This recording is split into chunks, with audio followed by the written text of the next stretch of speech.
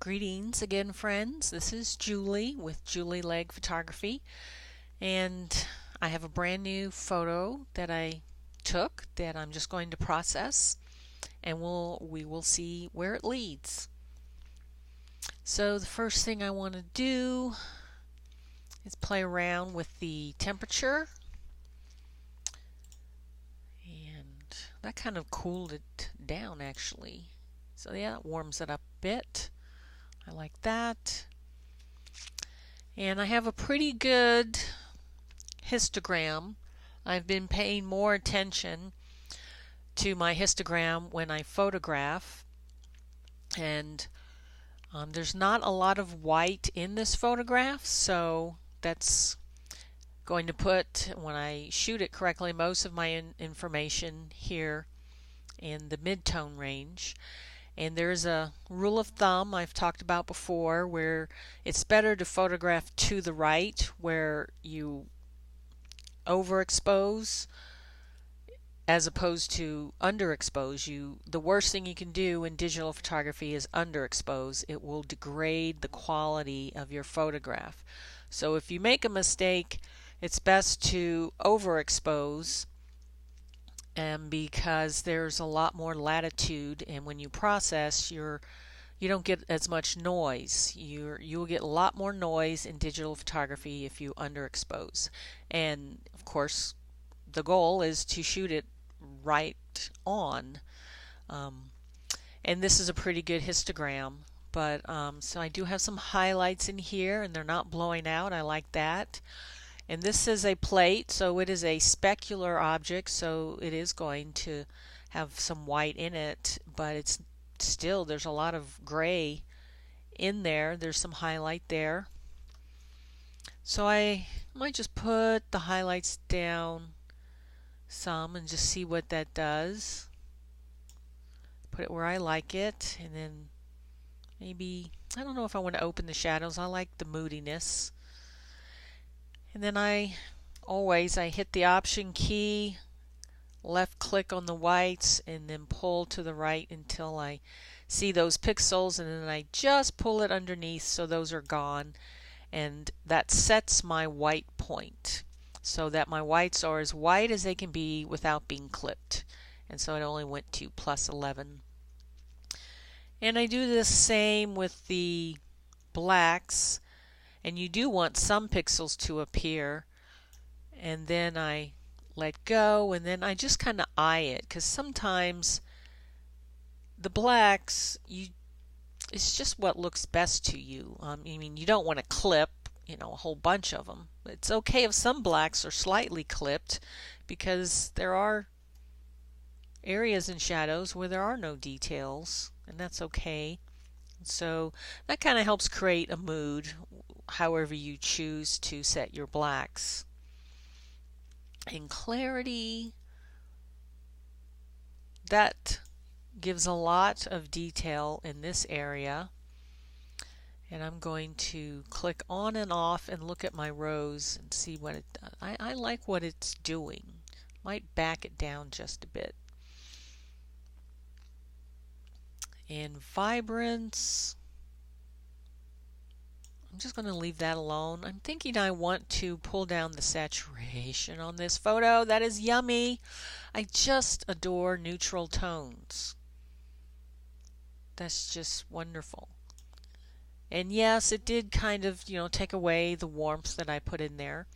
But, creativity is a process, and we change our minds a lot as artists. And so, yep, I'm going to go about 30 on that. And I'm not going to fool with the tone curve.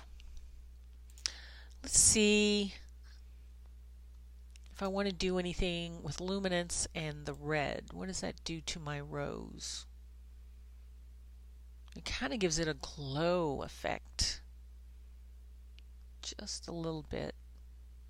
And then I could go back into my basic and maybe pull that highlight down a little bit. Okay, and split toning. I don't think I want to do that because this is a desaturated photo. detail.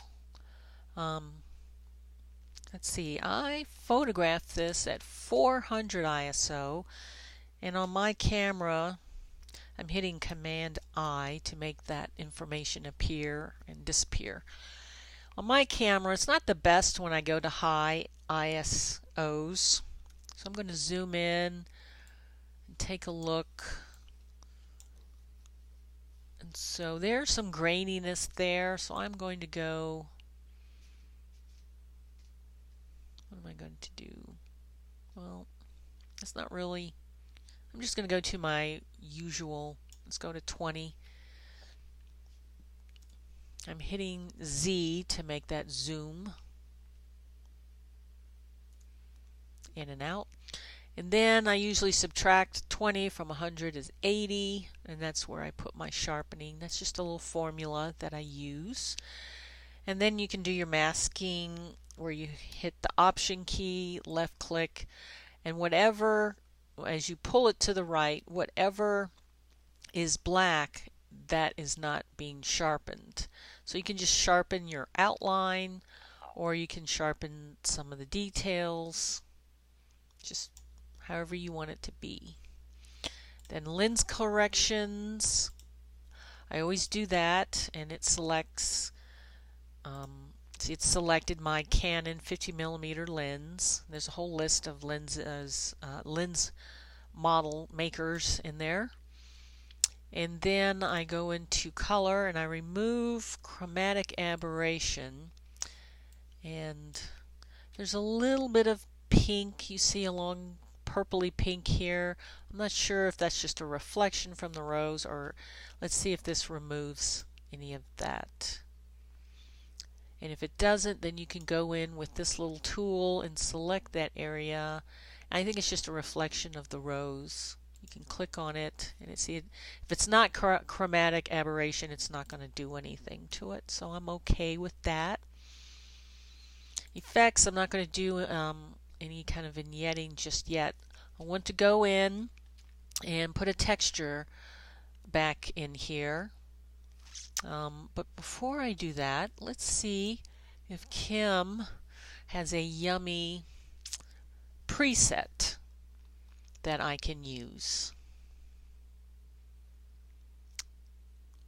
So let's just kind of play around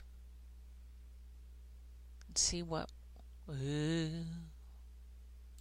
daydreaming. Always liked that one. Let's see, it's a little more than I would like, but it's has a possibility.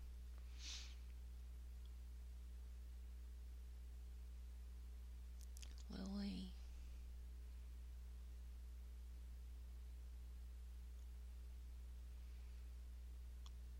So it's just a matter of looking. Ooh, burnt almond. I like the tones in that. That's a possibility. If I use this one, I would back off on the contrast possibly. We'll see. Burnt almond, remember that. Eve. What does Eve do? It brighten out. See, that's blowing out my highlights. That's just a little quirk of myself. I don't like blown out highlights. I want as much detail as I can get, and then I want the light to wrap around that detail. See, that's what I love about this. There's a highlight right here. I don't want to lose that. That's what defines your subject, is the light falling on edges and falling on the curve and the shape. See how the shadows. One thing I had to learn as a photographer, a budding photographer, is looking at the light, and shadow and highlight on the edges and the shape of your subject is what forms that image. And you want to keep those highlights on edges. You want to keep those delicate shadows. You want to keep some of the moodier shadows, the highlights. You know, that is what defines the shape, and the more you enhance those things, the more your photograph is going to pop and create an emotional response. That's just one of the things that will create emotional response. This blur, the yumminess, the softness creates an emotional response from me. And then the play between sharpness, definition, and blurriness, softness, that's just something that I try to do in as many of my photographs as possible. So let's go, oh, chocolate. Again, too contrasty, but I can fix that. Let's see. Burnt almond is kind of like chocolate. Chocolate's a little more on steroids compared to burnt almond. Dark light. Dark mood. Ooh, matter of fact. That's got possibilities. Again, it's blowing out, but I might be able to figure out over here what's doing that.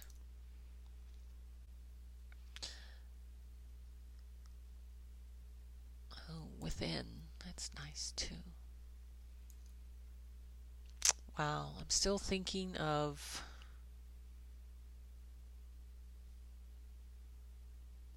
burnt almond. Matter of fact.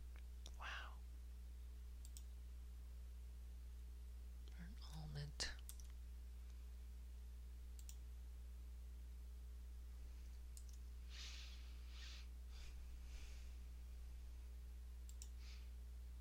What if I did burnt almond and then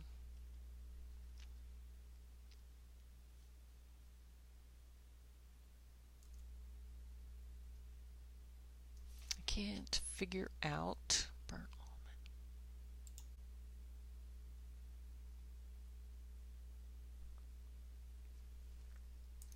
If I turn it on and off and I watch what happens, I think in this area, if there's any changes, that's where I'm going to start. Burnt almond. I have 87, 21, 11, 19. Well, it didn't do anything with that. So something's causing this histogram to move over to the right and I don't want that. I wonder if she has anything happening in that box. Yep, she's put a curve in there. And this is what is probably blowing out my highlights. Let me see if I pull that down. It's having some effect. Yep.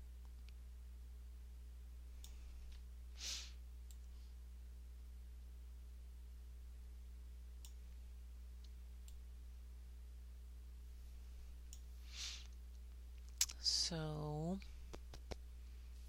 let's see. What does this button do here? If I put this here and pull it down, then that is going to change this area, which is the area I'm looking at, and that is going to fix that.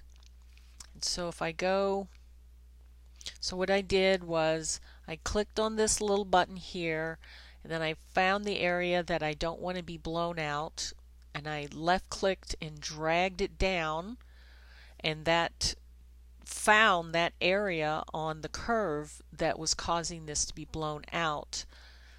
And if I go into my history and click it off and on, you can see how it affected it, but I'm not sure I like what it's doing to the background, so I might pull it up a little. It's okay to have a little bit of blowing out. Your eye is going to go right there first, probably when you look at the photograph, then it'll go over here. So that's okay, I like that. I am going to go, and I think the saturation is too much desaturated. Let's see.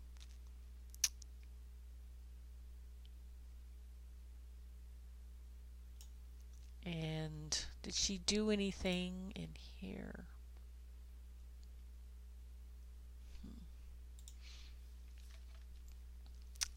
So just right about there.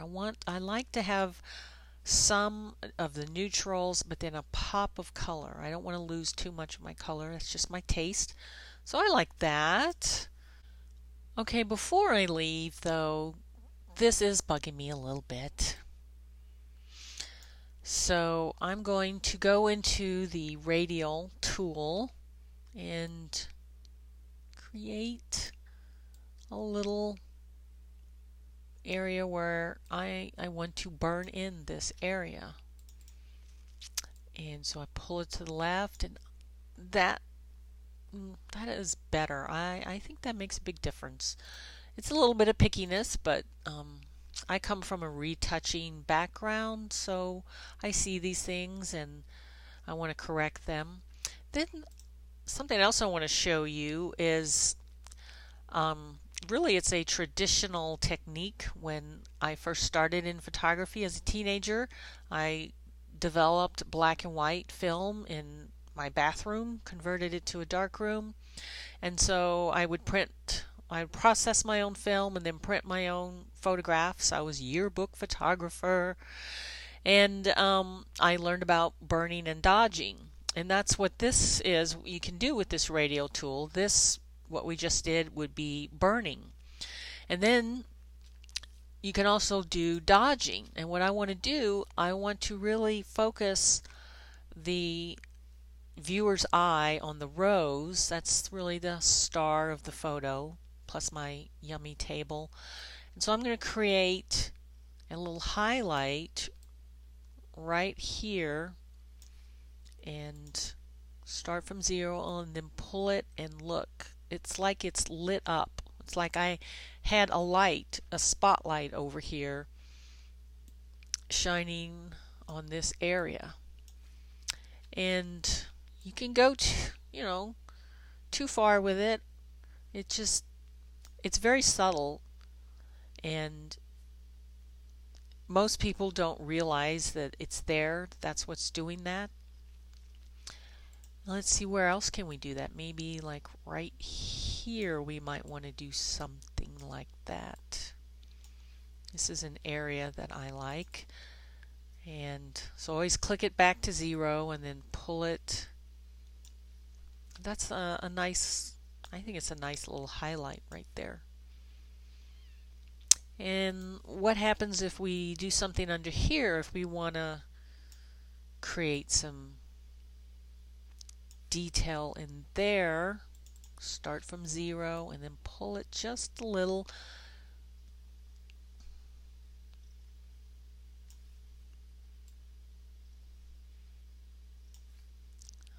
And then I like to click on and off. I just love having some light in here. Just again, it's defining my subject. And most people, I mean, they'll never know that was there. But it's a subtle difference to me. That's one thing I can do to take my photography up to the next level. So now I think it's ready to put into Photoshop. And I'll see you there. Thank you.